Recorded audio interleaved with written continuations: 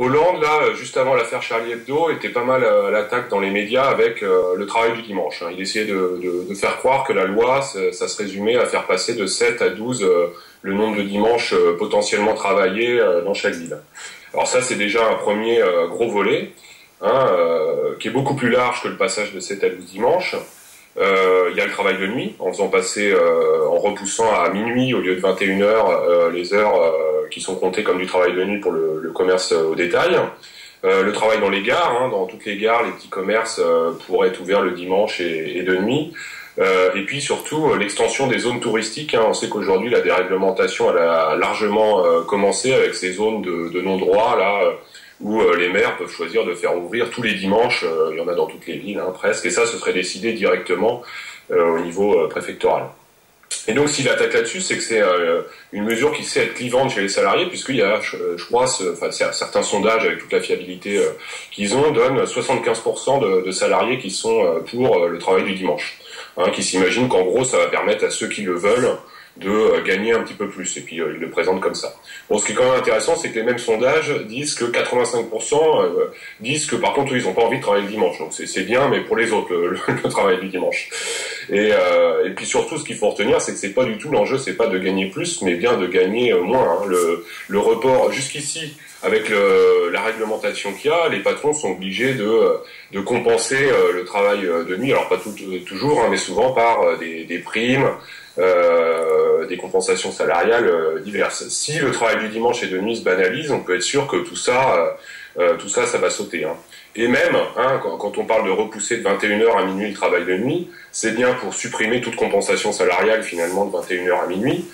Ce qui est explicite dans la loi pour les entreprises de moins de 20 salariés, il n'y aura pas de compensation salariale, donc faut pas faire croire l'inverse. Et après pour les entreprises plus grandes, c'est renvoyé à des négociations de branche. Dont on sait bien ce que ça donne. En général, pas grand-chose, à part dans quelques grandes entreprises brandies comme un trophée par la CFDT ou d'autres. Donc voilà, le but, c'est bien de baisser les salaires. Voilà. Plus, il y a une offensive un petit peu idéologique qui est dans la filiation qu'on retrouve dans toute la loi Macron, qui est de dire qu'il faut que le salarié soit libre de travailler, de passer un contrat avec son employeur comme il l'entend, et de casser le code du travail. La ligne de mire de tout ça, c'est les jobs à 0 € là qu'on trouve en Angleterre, où le salarié est payé à la tâche, on l'appelle pour lui demander quand est-ce qu'il veut venir travailler, et puis c'est à lui de s'adapter. Voilà. Le deuxième gros volet, c'est la destruction des moyens de défense des salariés. Donc Hollande dit le passage de 7 à 12 dimanches, là, de toute façon, les salariés peuvent travailler au volontariat. Ce sera à eux de décider, ils sont libres. Bon, on sait bien que dans une relation employeur-employé, on n'est jamais libre, et que ce qui permet de se défendre, c'est les prud'hommes, les CHSCT, la médecine du travail, l'inspection du travail. Voilà. Tout ça, c'est remis en cause. Donc c'est couplé, y compris là, il y a plusieurs lois qui enfoncent des coins un petit peu dans tous les sens. Donc sur les prud'hommes, l'idée c'est que il faut qu'il y ait une justice à l'américaine où le contrat se passe, c'est une convention, le contrat de travail c'est une convention entre deux parties, comme un bail de location par exemple, voilà, et qui n'a à rendre de compte que devant la justice professionnelle. Or, le Code du travail français, justement, établit qu'il y a une inégalité entre l'employeur et le salarié, et donc à une justice prud'homale, où les conseillers prud'homaux, qui sont des militants syndicaux, sont bien évidemment du côté des salariés. Ça va pas du tout aux libéraux. Donc, là, dans la loi Macron, il y a tout un tas de volets, d'obligations de se former pour les conseillers prud'homaux, d'un code de déontologie. L'idée étant que il faut qu'ils soient impartiaux, de même que des juges. Donc il faut qu'ils se forment à une certaine justice qui est au-dessus de tout là, et qui ne prennent pas forcément parti là-dedans. Bon, on voit bien que on sort complètement du cadre de la justice prud'homale où c'est des militants syndicaux qui sont du côté des salariés et qui les défendent. L'inspection du travail, là, le but c'est de retirer tout un tas de prérogatives pour les transférer notamment au direct, dans les régions qui sont sous direction des préfets en lien avec le patronat local. Donc on imagine bien que ça servira à enterrer des affaires un petit peu chaudes. Et puis tout ce qui est CHSCT et médecine du travail, là il y a donc des attaques en parallèle. Donc la loi sur le dialogue social, la négociation a échoué jeudi, ce dont on peut que se réjouir évidemment. Mais ce qui était mis sur la table par le MEDEF, c'était finalement de fusionner toutes les instances, comités d'entreprise, CHSCT, dans un conseil d'entreprise, avec beaucoup moins de droits évidemment. Ce qui aurait eu pour conséquence la division par 2 du nombre de délégués du personnel, la disparition des CHSCT dans la plupart des entreprises, il serait obligatoire que dans les entreprises de plus de 300 salariés, la diminution du budget des CHSCT, voilà. Donc ça, je parle d'autre chose là. C'est la loi sur le dialogue social, la négociation sur le dialogue social qui a échoué. Maintenant, reste à savoir un petit peu ce que va faire le gouvernement, s'il va reprendre les propositions du MEDEF et les transcrire en loi ou pas. Dans la loi Macron, le gros morceau sur les CHSCT, c'est de supprimer les peines de prison pour délit d'entrave pour les patrons. Aujourd'hui, un patron, s'il empêche un CHSCT de fonctionner, il risque potentiellement la prison. Ça serait supprimé.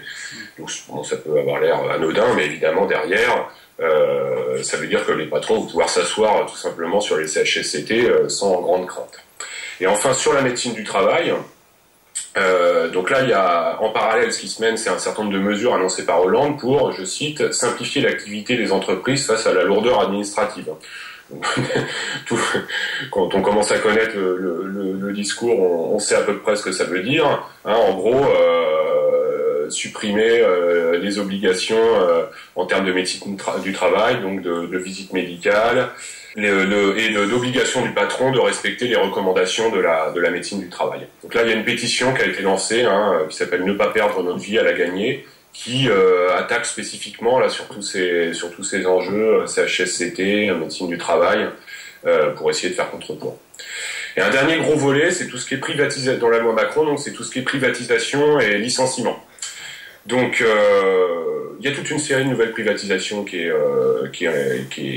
sera actée par la loi. Donc la privatisation du permis poids lourd, d'un certain nombre d'entreprises dans l'armement, dans la recherche, des aéroports là dans le sud-est. Les hôpitaux seraient autorisés à créer des filiales. Donc ça, les universités ont été autorisées à le créer il y a quelques années. On voit les concurrences en termes de transfert des moyens publics directement vers le privé, puis d'adaptation des services publics à une logique de marché finalement. Et la mise en concurrence des autocars entre villes. Donc le but, ce serait qu'il y ait plusieurs compagnies d'autocars qui puissent desservir d'une ville à l'autre. Bon, ce qui peut sembler assez anecdotique, mais ce qui est à réfléchir en parallèle avec tout le mouvement en cours actuellement à la SNCF, où en gros on ferme de plus en plus de petites lignes, enfin même il n'en reste plus beaucoup, on passe aux lignes moyennes maintenant, pour tout concentrer vers les TGV. Donc le but, à terme, ce qu'on peut très bien imaginer, c'est que entre les petites villes qui sont pas rentables du point de vue train, ce serait desservi par des autocars privatisés, quoi, et puis que la SNCF, finalement, ce serait plus que pour les gros trajets en TGV. Voilà, et puis sur les licenciements, il y a déjà eu de grosses offensives de facilitation des licenciements avec l'ANI. La preuve, une fois de plus, que plus les patrons en obtiennent, plus ils en veulent, puisque là, il y a de nouvelles attaques. Notamment, les patrons pourraient choisir l'ordre des licenciements et se priver toujours plus d'obligations de reclassement des salariés. Donc les salariés qui sont en pointe là sur cette lutte, c'est le commerce sur Paris. Donc il y a une intersyndicale très forte, le CLICP, qui a mené des luttes de longue date sur le travail du dimanche, notamment sur le Sephora des Champs-Élysées. Là, il y a quelques temps, ça avait eu un écho médiatique important. Ils ont mené plusieurs actions, qui n'étaient pas le raz-de-marée, là cet automne. Et donc ils ont appelé à une journée de mobilisation demain, lundi 26. Voilà. Donc à partir de là, la CGT de Paris a appelé à cette journée, a appelé à en faire une journée d'action interprofessionnelle sur la loi Macron. Et puis derrière, ça a ramé, quoi. Ça a sérieusement ramé. la CGT était complètement engluée dans ses affaires de direction, hein, de changement de direction, de remise en cause de l'orientation. Donc il y a des militants syndicaux qui sont montés au créneau à la fois pour dégager Le Pen et sa clique, et aussi pour pas abandonner l'activité, les mobilisations en cours. Ça a fini par payer. Donc les unions régionales CGT, FO, Solidaire et FSU ont appelé à la mobilisation du 26 janvier. Et puis finalement, je crois il y a 4 jours, la Confédération CGT a fini par y appeler, mais bon, ça, à 4 jours de la mobilisation, ça va, c'est histoire de dire quoi, hein, ça va pas influer plus que ça. Donc on va voir ce que va donner cette mobilisation demain. Ce qui est sûr, c'est que c'est très compliqué de mobiliser sur un ensemble de mesures qui a l'air un petit peu disparates. Voilà. Bon.